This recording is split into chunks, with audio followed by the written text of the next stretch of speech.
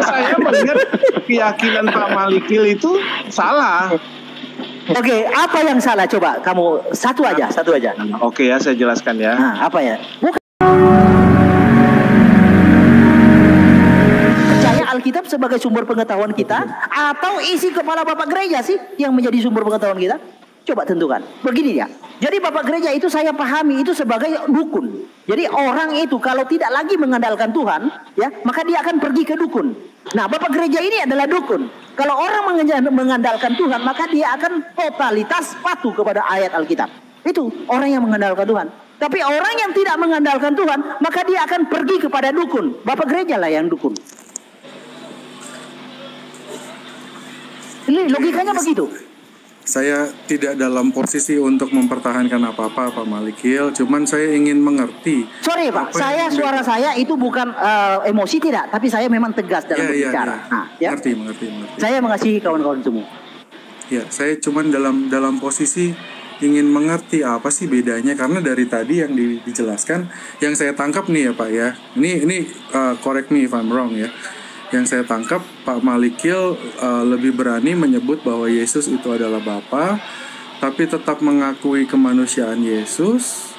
Aduh, sedangkan Bapa itu bukan keberadaan Pak. Saya sudah jelaskan dari tadi. Bapa, Allah, Tuhan, Firman itu bukan keberadaan, tapi sebutan bagi sang keberadaan. Siapa sang keberadaan itu? Roh. Jadi roh itu yang disebut Bapa, roh itu yang disebut Allah, roh itu yang disebut Tuhan, roh itu yang disebut Firman. Ketika roh itu menjadi daging, sebutan itu pun melekat kepada roh yang telah menjadi daging. Tidak ada narasi dia pensiun atau cuti.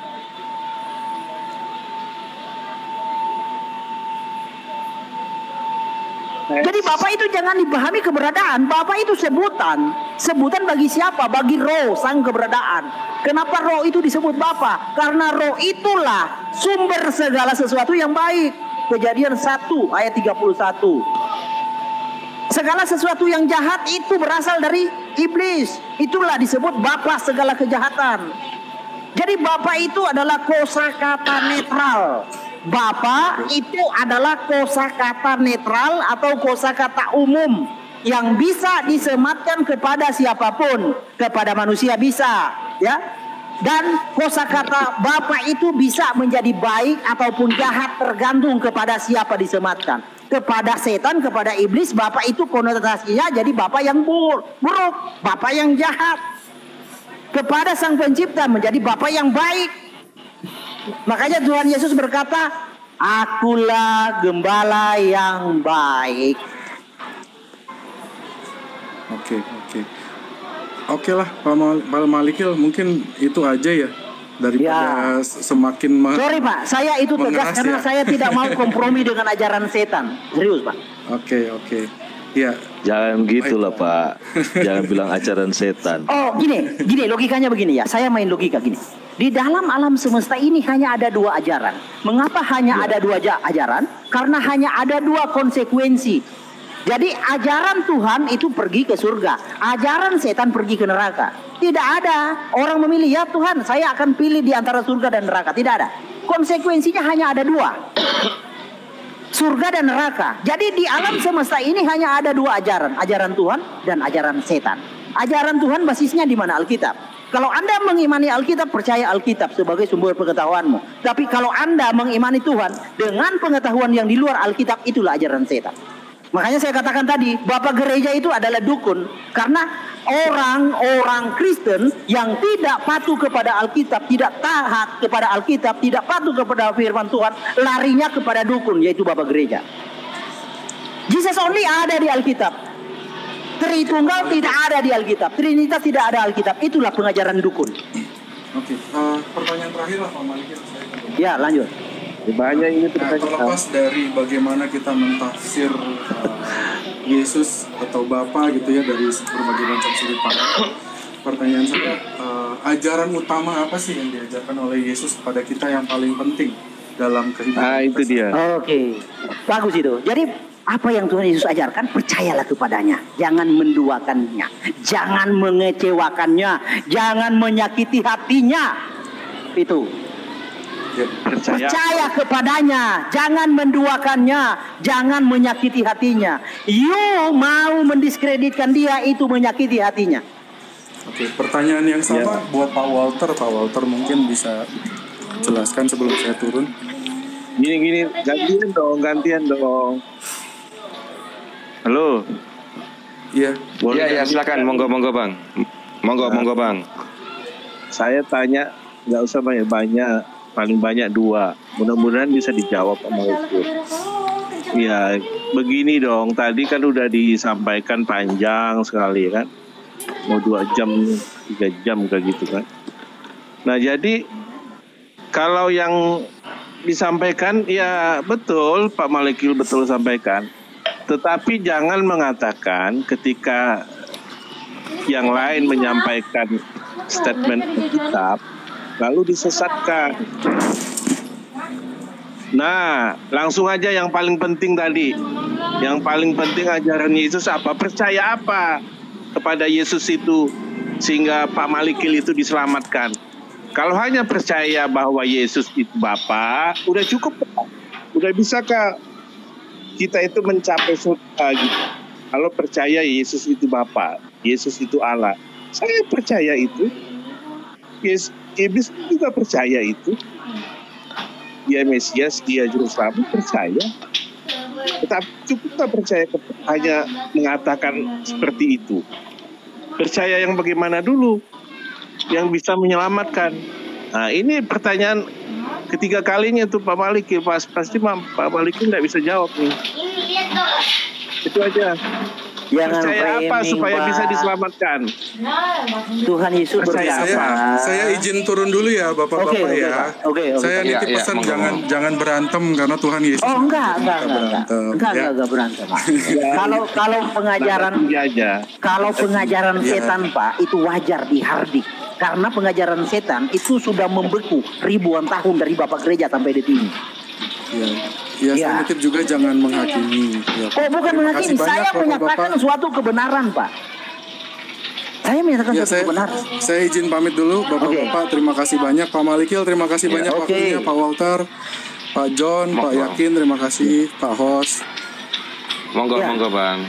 Salam damai Pak sejahtera. Yakin pasti ini menyatakan Maliki tidak mungkin bisa menjawab apa yang harus Iya. diajarkan. Apa yang kan saya sudah katakan. Tuhan Yesus berkata, jika kamu tidak percaya akulah dia, kamu akan mati dalam dosamu. Jika kamu tidak percaya akulah Bapa, ya, akulah dia, makanya orang yang menolak Yesus, baik Bapa maupun anak itu adalah antikristus. Antikristus itu produk setan, bukan produk Tuhan. 1 Yohanes 2 ayat 22 ya. Jadi Tuhan Yesus itu adalah Bapa maupun anak. Lalu ketika kita sudah mengimani, apakah dengan beriman begitu kita auto selamat? Lalu kita bisa melakukan kejahatan? Enggak begitu. Nah, itu pertanyaan odong-odong. Jadi kita itu percaya Tuhan Yesus baik Bapa maupun anak dengan melakukan apa yang sudah dia tauladankan, apa yang sudah dia ajarkan, apa? Mengasihi sesama. Terhitung itu semua saya kasihi, individunya saya kasihi, tapi ajarannya saya sikat. Yakin nggak Pak Malikil udah diselamatkan? Anda kalau belum yakin berarti Anda pengikut setan, Pak.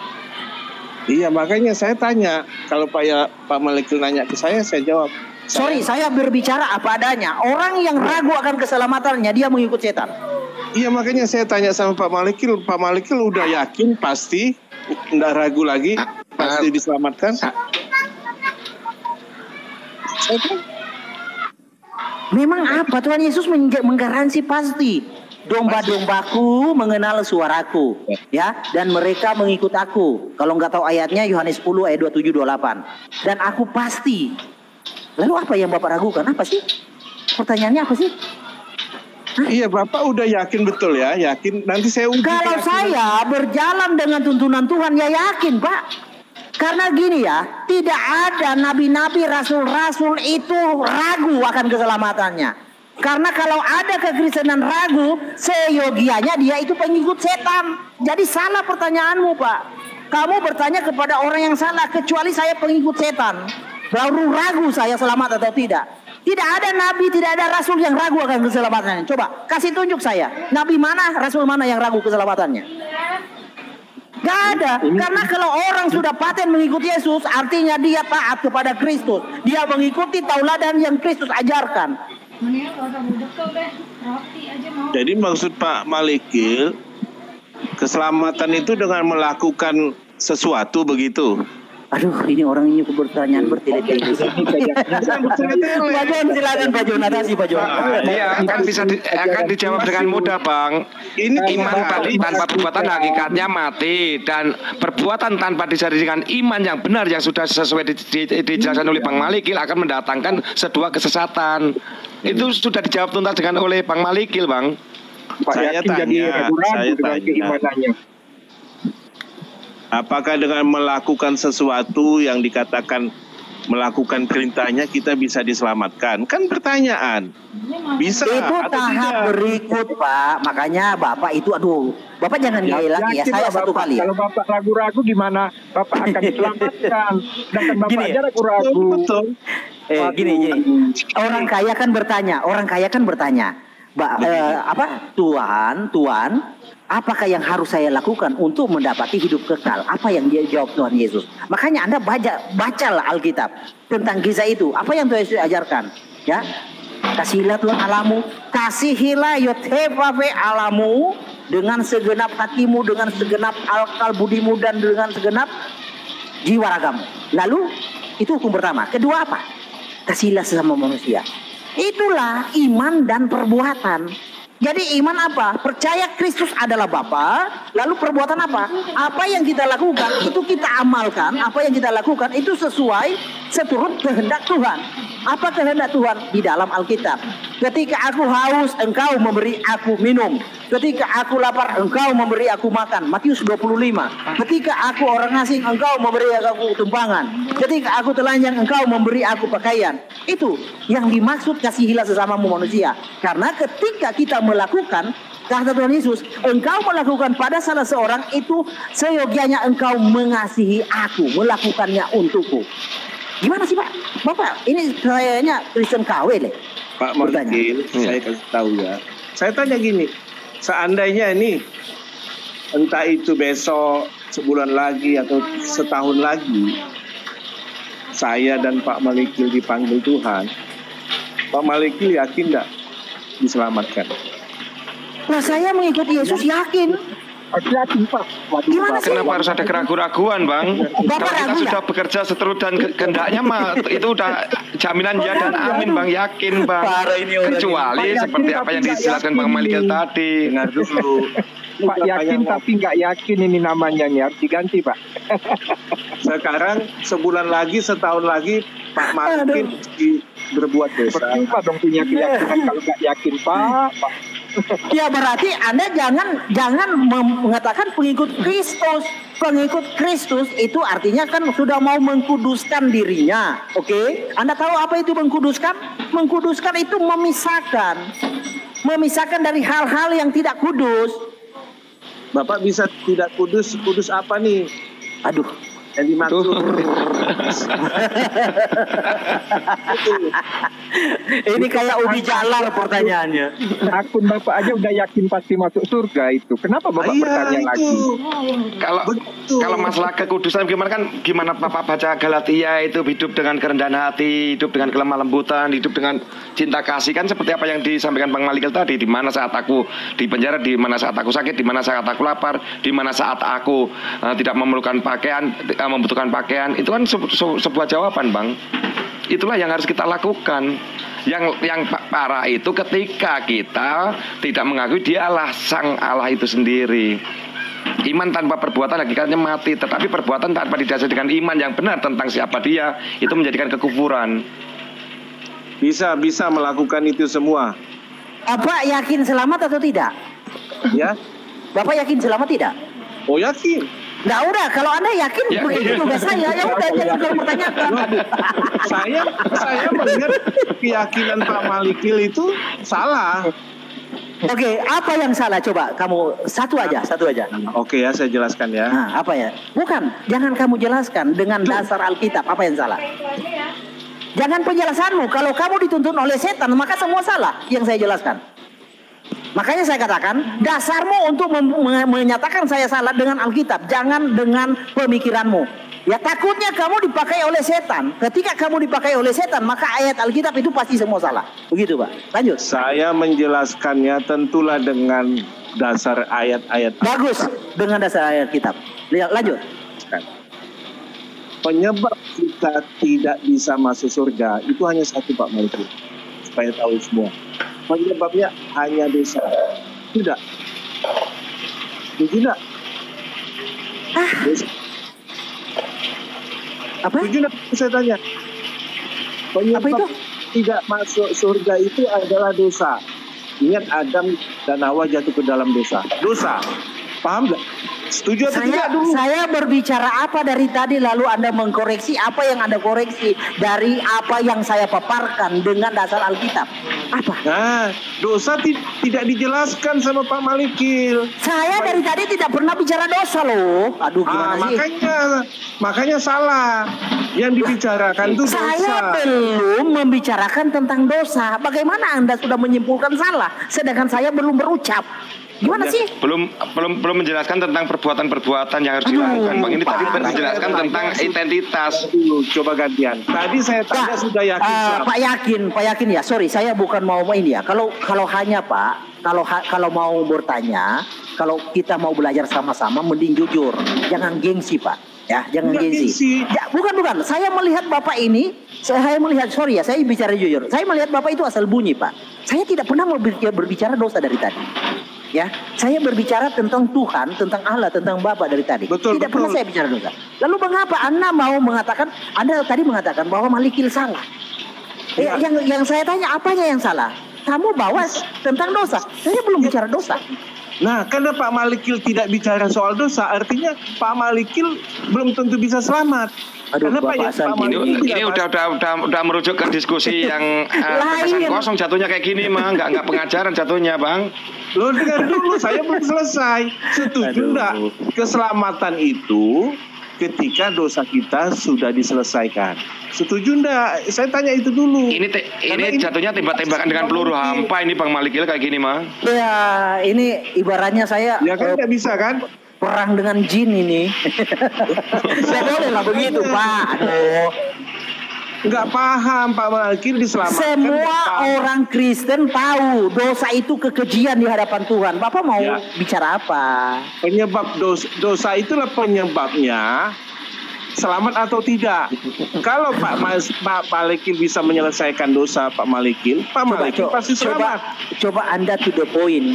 Kita mau dibawa ke mana? Kita mau bicara apa? To the point. Coba to the point. Dibawa keselamatan masuk surga Pak Malikil. Satu-satunya penghalang kita adalah dosa. Bukan masalah apa dosa. Nah, dosa itu sudah diselesaikan belum? Sudah. Terus? Oke. Ini cantik. Bagaimana Pak Malikil menyelesaikan dosa Pak Malikil? Coba. Loh, saya tanya. Dosa saya menyelesaikan dengan bertobat. Terus? Waduh, dengan bertobat. Ya. Dosa Pak Malikil sebelum bertobat menyelesaikannya bagaimana? Nah, gini ya, saya kasih bentar, saya kasih contohnya langsung ya. Jadi Anda itu harus baca Alkitab. Orang yang di samping Tuhan Yesus adalah penjahat. Catat baik-baik, pasang kupingmu baik-baik, supaya saya tidak capek ngomongnya berulang-ulang. Orang yang disalib di samping Tuhan Yesus adalah penjahat. Dia berkata apa? Yesus, ingatlah akan aku jika engkau datang sebagai raja. Lalu apa jawab Tuhan Yesus? Ya, hari ini juga engkau bersama-sama dengan aku di Firdaus. Jadi Tuhan Yesus itu tidak Tuhan Yesus itu tidak seperti isi kepalamu mengingat hal yang lalu-lalu. Ya, Tuhan Yesus tidak seperti isi kepalamu mengingat dosa yang lalu-lalu. Tidak. Kalau Tuhan Yesus seperti isi kepalamu, maka orang yang di samping itu tidak selamat. Pasti Tuhan Yesus akan berkata, kamu ingat dosamu yang lalu. Tuhan Yesus tidak seperti kamu bro. Tidak seperti isi kepalamu. Dia Maha Kasih. Oke, lanjut. Ya, saya tanya, kita kan bukan semuanya di samping Tuhan Yesus. Kita tidak sama posisinya. Nah, pertanyaannya kalau Pak Malikil menyelesaikan dosa Pak Malikil dengan bertobat, sebelum bertobat bagaimana Pak Malikil menyelesaikannya? Aduh, ini orang ini. Saya tanya, orang yang di samping Tuhan Yesus bagaimana dia cara menyelesaikan dosanya? Bagaimana? Pak Malikil. Ya, coba kamu jawab. Orang yang di samping Tuhan Yesus, bagaimana dia cara menyelesaikan dosanya sehingga dia diampuni saat itu juga? Bagaimana cara dia menyelesaikan dosanya? Bagaimana? Dia percaya bahwa yang di sampingnya itu Yesus. Nah sama, saya juga percaya Yesus itu. Aduh, kamu gimana sih? Masalahnya dia langsung mati. Aduh, Pak. Masalahnya dia langsung mati. Pak Malikil masih hidup nih. Masih panjang waktu. Berarti harus memahami makna pertobatan, Bang. Bukan hanya ucapan, tetapi apa yang dilakukan sesuai dengan apa yang sudah dikomitmenkan, Bang. Itu namanya pertobatan. Bukan hanya yang terucap. Sebelum bertobat bagaimana menyelesaikannya? Tobat bagaimana menyelesaikannya? Oke, saya kasih contoh kedua ya, Pak. Jawab aja, bayar zakat sama fitrah gitu aja dah, Bang, daripada pusing-pusing, Bang. Atau iya, mungkin kita ikuti mau Bapak ini. Nah, menurut Anda bagaimana cara menyelesaikan dosa? Ayo coba. Nah, itu dia. Coba. Lebih baik bertanya kalau Anda tahu ya. Oke. Saya mau belajar dari Anda. Ya, jangan dipotong ya. Kita ini manusia berdosa. Di hadapan Tuhan kita berdosa. Ya. Kita tidak bisa masuk surga dengan usaha, perbuatan, amal ibadah, sedekah, dan lain sebagainya. Oke? Tidak bisa. Satu-satunya jalan dosa bisa diselesaikan adalah dengan kita percaya bahwa Yesus yang mati di kayu salib itu menyelesaikan dosa kita. Yang tadinya kita berdosa, dampaknya adalah konsekuensinya dihukum, tetapi Yesus yang dihukumkan menggantikan kita. Bapak, kupikir apa yang kamu mau sampaikan? Semua orang Kristen tahu itu, percaya itu. Aduh, Bapak ini. Aduh. Udah cukup sampai di situ, belum selesai. Oh ya udah, the point aja. Poinnya apa? Tunggu, saya jelaskan. Nah, ketika Tunggu polisi. Pak Malikil percaya bahwa Yesus itu menyelesaikan dosa, menggantikan posisi kita yang dihukum, kita mengimani itu sudah selesai. Sampai kapan selesainya? Dosa itu selesai dengan penebusan. Sampai nanti kita mengimani dosa itu selesai, sampai kita mati. Menjelang kita mati, dosa itu sudah selesai. Itu sudah beda topik, Pak Yakin. Maaf ya, itu sudah beda topik. Dosa Pak Yakin ini Yesus atau Bapak? Bro, lanjut bro. Saya mau Bro Malikil. Yang menebus dosa Pak Yakin ini Yesus atau Bapak? Yesus, bro. Siapa? Oh, sebab itu bulan depan ataupun tahun depan dosa saya pasti masuk surga. Yesus atau Bapak? Bro. Yesus. Hah? Ya, Bro Malikil. Siapa? Ini yakin pasti masuk ini orang Kristen apa bukan? Iya, saya ragu dia bukan Kristen kayaknya. Oke, Bro Malikil. Bro Malikil, saya jelasin ya. Nanti bandingkan apa yang dia jelasin. Kan kita udah bahas berkali-kali nih Bro Malikil ya, bolak-balik. Semuanya udah tahu. Saya jelasin ya singkat ya. Mau? Yakin pasti masuk. Ya, silakan. Iya. Iya, begini Bro Yakin itu selalu tendensius, seakan-akan Bro Malikil itu kita di sini nggak tahu gimana sih. Itu jelas itu sudah dijelaskan, itu bolak-balik Bro. Kamu bolak-balik. Seakan-akan kita nggak paham, masa kita nggak paham? Ya. Begini Bro, itu kayak keselamatan. Kalau Bro baca di Alkitab bolak-balik, itu ada 4 pilar. Pertama penebusan, kedua perbuatan, ketiga pertobatan, 4 pengampunan. Itu 4 pilar itu keselamatan kita kalau kamu bahas lengkap. Nah, penebusan dan pengampunan itu dilakukan oleh Tuhan Yesus Kristus. Oke?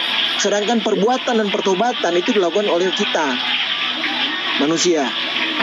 Nah, penebusan ini itu adalah gateway paling utama yang tidak boleh dilewati.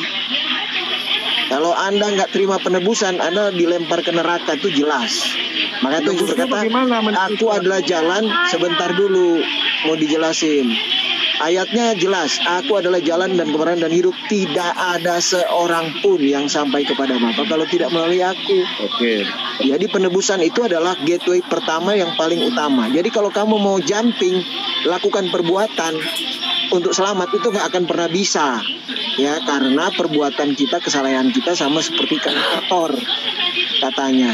Nah, pengampunan ini disediakan bagi kita karena kita yang percaya, yang diberi kesempatan untuk hidup, ya, diberi kesempatan untuk hidup. Nah, itu bisa jatuh dalam dosa nggak? Bisa, tapi tidak hidup di dalam dosa. Beda ya antara jatuh dalam dosa dan hidup di dalam dosa. Kalau orang hidup dalam dosa, dia pendusta sebenarnya. Dia bukan menerima Yesus Tuhan Yesus, tapi berdusta. Dia itu pendusta sebenarnya. Tapi kalau orang yang menerima Yesus Tuhan dan Juru Selamat bisa jatuh dalam dosa, bisa. Makanya ada ayat yang berkata, orang yang jatuh dan tergeletak, orang yang jatuh, kita yang jatuh tidak mungkin tergeletak karena dia akan angkat. Sumbu yang pudar tidak akan dipadamkan, ya. Bulu yang terkulai tidak akan dipatahkan. Nah, Tuhan Yesus menyediakan yang namanya apa? Pengampunan, asalkan kita bertobat. Ya kan, itu ada ayatnya sebelum dia naik ke surga. Dia berkata begini, Lukas 24 ya, ayat 46.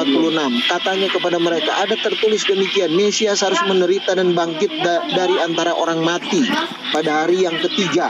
Dan lagi dalam namanya berita tentang pertobatan dan pengampunan dosa harus disampaikan kepada segala bangsa, mulai dari Yerusalem. Ya, jadi pertobatan dan pengampunan dilakukan oleh Tuhan Yesus. Di mana? Di kayu salib dia lakukan semuanya. Oke. Nah, oke, kalau begitu perbuatan kita yang percaya sobat Tuhan Yesus, untuk apa perbuatan baik kita? Karena perbuatan dosa kita diampuni, di bertobat diampuni. Perbuatan baik kita itu untuk apa? Untuk Untuk mahkota, untuk upah dan mahkota di sorga nanti. Jadi mahkota itu berbeda-beda, akan diukur nanti. Ya, tapi kita tetap masuk, kita pasti masuk surga, pasti. Ya, pasti masuk surga, begitu loh. Ya, jadi 4 pilar ini harus. Nah, orang yang tidak mau menerima penebusan, dia ke perbuatan, ribuan kali dia bertobat, itu nggak akan pernah bisa masuk surga. Tak pengaruh. Dia mau bertobat kepada siapa? Hanya satu-satunya yang bisa memberikan pertobatan yang bisa masuk dalam kerajaan surga, itu hanya Tuhan Yesus. Dia Tuhan Yesus kayu salib menyelesaikan penebusan dan pengampunan. Penebusan itu menebus dari kutuk kematian yang dilakukan oleh Adam dan Hawa. Ya, pada waktu kau makan kau mati.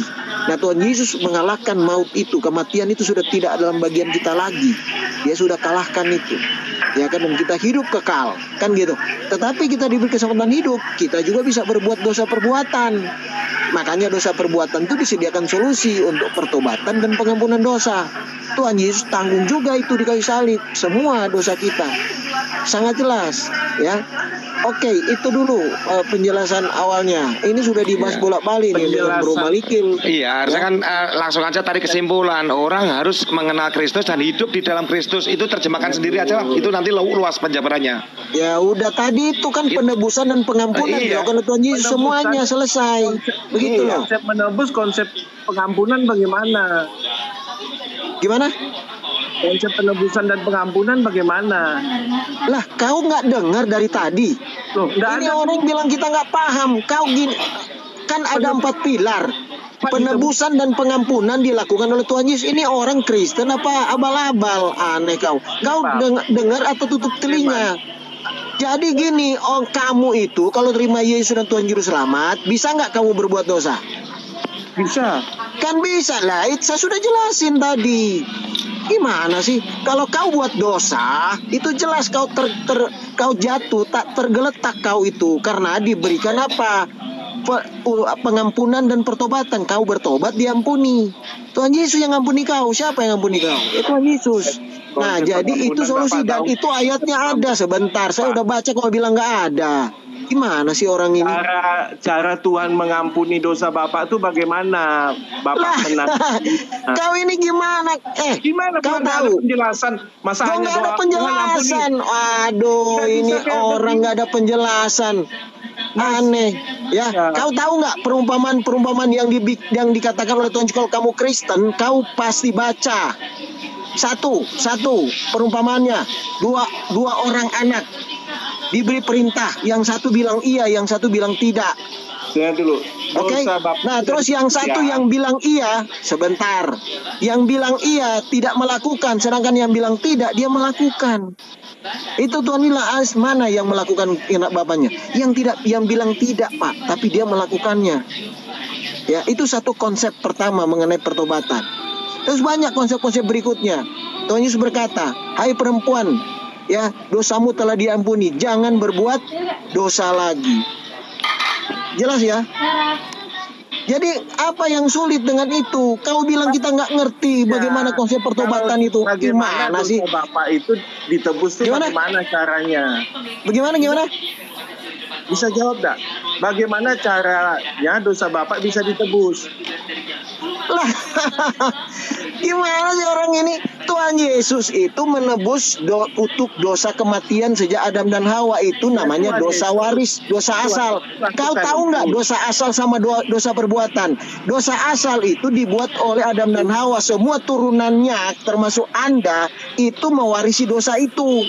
Sedangkan dosa perbuatan adalah dosa yang kau buat sendiri. Paham nggak? Tahu bahwa Yesus itu mati untuk menebus. Tapi Bapak menanggapinya bagaimana Yesus yang mati di kayu salib itu? Alah, ini orang nih. Ini larinya kemana sih? Jadi temanya dari tema kemana sih larinya ini? Nggak jelas ini orang ini. Udah dijelaskan baik-baik deh. Ini orang.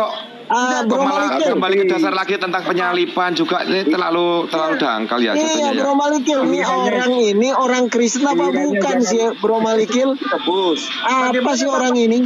Dosa Bapak nggak jelas, yakin pasti masuk iya, surga. larinya kok malah ke penyalipan. Emang nggak percaya tentang penyalipan? Iya, heran orang ini aneh. Salib Yesus, Bapak kan bukan melaksanakan, Bapak kan tidak disalib, Bapak merespon Yesus disalib itu bagaimana sih? Begitu. Gue yakin kau itu gini loh, kau tahu ya, mestinya kamu yang digantung di salib, ditusuk. Ya, betul. Kau itu tapi diganti oleh Tuhan Yesus, itu konsep penggantian. Kau itu kok bisa nggak paham? Kau itu Kristen apa gitu loh. Nah, begitu Bapak jawab. Dosa Bapak bisa ditebus karena Bapak percaya bahwa Yesus lah yang dihukumkan atas dosa Bapak. Bro, yakin. Bro, yakin kau itu kita nggak usah jelasin itu. Kamu nanya apa? Semua juga udah tahu di sini. Kamu ngomong apa? Ini orang nih, kamu tuh karakter pencoba, tahu nggak? Kamu mau pingin coba, kita tahu apa enggak gitu. Kau itu setan namanya, pencoba. Mencobai Tuhan. Itu karakter iblis, tahu nggak? Kau itu dipentung pakai martil baru loh. Kalau kawat itu dibengkokkan mudah diluruskan. Kalau sudah besi itu pakai martil baru lurus. Lurus ya. Ya, Bro Malikil. Ini orang nih, saya nggak yakin kalau orang Kristen nih, orang pencoba ini. Ini yang paling penting tidak dijelaskan. Ya nggak usah dijelasin, kau itu aneh, datang tanya itu. Seakan-akan kita nggak tahu. Sudah dijelaskan, ya sudah. Kau pikir kita nggak paham? Oleh sebab itulah nyoba yang dijelaskan. Banyak bukan begitu, kau lu nyoba, semua juga tahu, sudah jelas dari awal, sudah dikasih contoh. Sudah tahu bagaimana? Ya iya, udah ditahu, kamu tuh yang aneh. Orang aneh kau ini. Pak Yakin itu udah tahu, tapi bertanya. Iya, itu namanya mencobai, tahu nggak? Orang apa nih orang ini? Saya memalukan kau itu. Orang Kristen kok nyoba? Iya, mana ada kita nyoba-nyoba, Bro Malikil, Bro John Peter, masa kita nyoba dia? Dia udah tahu kok. Kau itu aneh, kau tuh pencoba tuh. Kau bukan muji tapi coba. Iya, ini orang Kristen nyoba apa itu? Nggak ada salah, Pak. Nggak ada salah. Kau itu karakternya. Kau itu karakternya yang jahat. Loh, apa kau itu? Lebih baik beritahukan, bukan bertanya orang ini.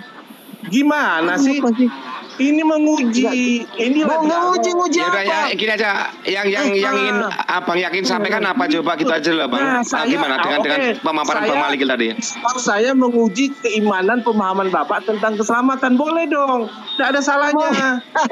Ini Bro, Bapak siapa? menguji bro, kamu mencoba kau menguji. Nggak Kan saya boleh, dengar Pak. dari tadi, kau Nggak pikir boleh, Bro Malikil Pak. tak paham, Nggak boleh. kau itu aneh. Lo tidak ada salahnya. Memalukan kau itu. Menguji, Pak. Ya kau yang Itu bilang nggak dari boleh, tadi kan Pak. salah. Pak Kau Yakin. bilang salah. Saya menguji. Yang disampaikan kau bilang salah, kau bilang salah. Aduh, kamu itu Saya gimana? bilang salah tentang keselamatan. Iya kau, aduh dari tadi kayaknya kita nggak dengar. Kau itu Tidak ada. jangan Saya tidak nipu ada. di sini. Kamu itu mencobai bukan menguji. Udah. Saya menguji. Emangnya kita bodoh di sini. Boleh itu menguji. Begini Pak, Iya, di dalam satu jam kekristenan itu, Bang Pak, Malikil menyampaikan pemaparannya, harusnya dia menanyakan apa yang disampaikan Bang Malikil, bukan malah lari kemana ke konsep kemana-mana gitu loh Bang. Iya, nuduh Percuma tuh orang Bang Malikil salah, menyampaikan bilang 1 jam salah. lebih tadi.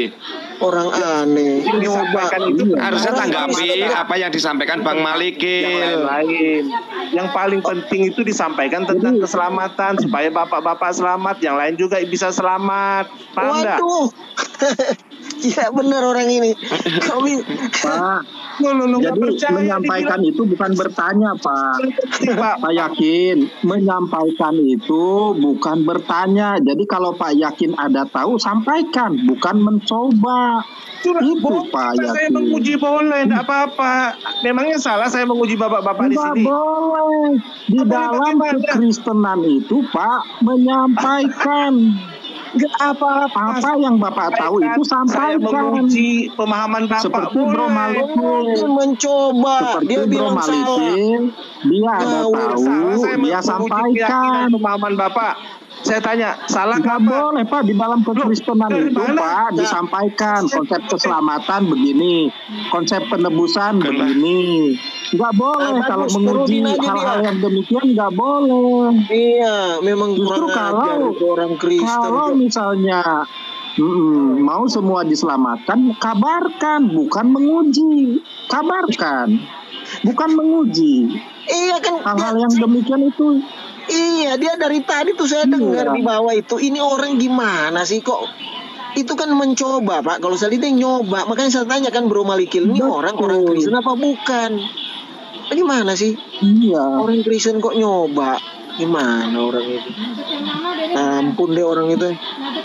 Saya nggak yakin kalau Jadi dia Bro orang Malikil Kristen. ini, iya. Bro Malikil kan tadi menyampaikan apa yang dia tahu. Dia tidak menguji, tidak mencoba. Dia menyampaikan kekristenan itu seperti itu. Terus dia bilang gini kan, Disampaikan. salah. Kan dia bilang salah kan? Salah. Ah, Ini berarti gimana ada yang dia salah? tahu. Iya, dia salah, dia Berarti tetap ada yang dia tanya. tahu. Ngawur kan? Nanya. Orang aneh. Memang menyebalkan banget. Saya dengar dari bawah aja tergelit nih orang nih gimana sih? Kayak heran saya, ampun deh orang kayak gini. Iya, saya Orang Kristen lebih suka begini. sama itu tadi Bang yang seiman dengan kita yang Katolik itu, dengan ketidaktahuan dia ingin menggali ilmu dari Bang Malikil, itu saya lebih suka kayak gitu, menanyakan sehingga dia ada referensi untuk berpikir ulang. Betul. Gitu loh Bang. Iya. Ini kok Jadi mencoba. yang Satu disampaikan lagi Bro tadi Bapak Malikil pendeta siapa tadi? Heeh. Kalau yang saya tangkap dari Bro Malikil tadi itu bahwa Kristus itulah Bapa maupun anak. Jadi kalau anak bukan Bapa itu bukan Kristus. Itu poin yang saya dapatkan dari yang diutarakan Bro Malikil tadi itu. Harus membantah pernyataan yang kami pahami tentang Yesus adalah Bapa. Nah, bantahlah itu. Dibantah itu oleh mereka. Iya. Jadi jangan nanya yang lain. Mungkin disapa lagi dulu Bang Nelson Bang. Selamat malam Bang.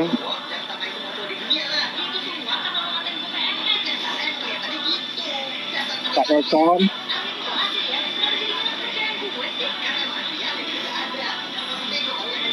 Ya. Sambil nunggu. Jadi Sudah sampai di baik mana ini? Bapa maupun anak itulah Kristus. Ditinggal ya sama Bang Malikil, ditinggal ya. Kalau Lagi bersihin selokan ya. Ya, aduh parah itu orangnya, saya tinggal mandi. Mandi tentara. Ya, Kalau anak bukan bapak. Aku kan nanya, ini orang nih Kristen apa bukan? Aku yakin dia bukan Kristen. Bukan, itu nanti kagetnya tadi loh, kok menanyakan tujuan penyalipan itu aduh sekolah minggu juga tahu kayak gitu, makanya kok malah ditanyakan ke sini. Makanya, jadi kaget saya. Ampun deh. Namanya aja yakin pasti selamat, tapi dirinya nggak yakin. Aduh, ampun. Udah nggak ada terhitungnya ya Pak naik? Iya, nggak ada ya Bang. Waduh. Tadi Pak Triwira kita sedang bahas. Pak Triwira tadi kita sedang bahas bahwa firman itu bukanlah kosakata sakral. Firman itu adalah kosakata netral. Ya, yang diartikan diterjemahkan dari dafar. Karena Daud juga ketika berkata disebut dafar. Jadi dafarnya Daud. Bertitah dafar. Iya dafar. Jadi Daud juga punya dafar. Nah, di dalam kekristenan kan seolah-olah bahwa firman itu yang diartikan diterjemahkan dari dafar itu hanya milik Tuhan kan, disakralkan. Nah, ternyata selidik pala selidik, ternyata ada maksud yang terselubung. Ada tujuan yang terselubung di dalam pengkultusan. Dafar itu sebagai firman hanya disematkan kepada Tuhan. Nah, ternyata maksudnya apa? Untuk menegakkan doktrin, untuk mendukung doktrin. Itu tujuannya. Jadi kekristenan itu diajarkan sesuatu yang dikultuskan di dalam pengajaran tanpa dasar tertulis. Jadi beda, mengkultuskan anihu itu memang benar. Anihu itu memang hanya disematkan kepada Tuhan di dalam tanah, tidak pernah disematkan kepada yang lain anihu. Itu baru namanya sakral. Tapi kalau dafar itu tidak pernah disakralkan, hanya khusus Tuhan, tidak. Iya, yang saya paham tuh begini bro, berfirman itu Tuhan mestinya. Iya berkata kan, Tuhan berkata kan dibilang berfirman. Itu untuk penghargaan, itu untuk itu penghargaan yang dibuat. Penghargaan yang dibuat dalam bentuk terjemahan kan. Ya, dalam originalnya kagak begitu. Kagak begitu ya. Kita tulis Tuhan itu berfirman. Terus kalau raja itu kan bertitah. Dafar juga dalam originalnya. Iya.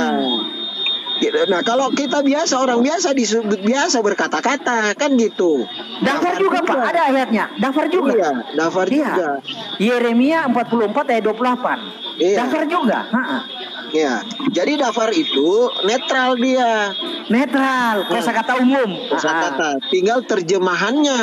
Iya. Satu berfirman Tuhan. Nggak mungkin kalau kita dibilang berfirman, nggak mungkin kita terjemahkan berfirman, nggak mungkin. Nah, sebenarnya kenapa sih Pak terjemahannya itu kok dikultuskan? Tahu kan Pak Triwira, tahu kan? Ya tadi itu yang bro bilang tadi itu. Maksud terselubung ya.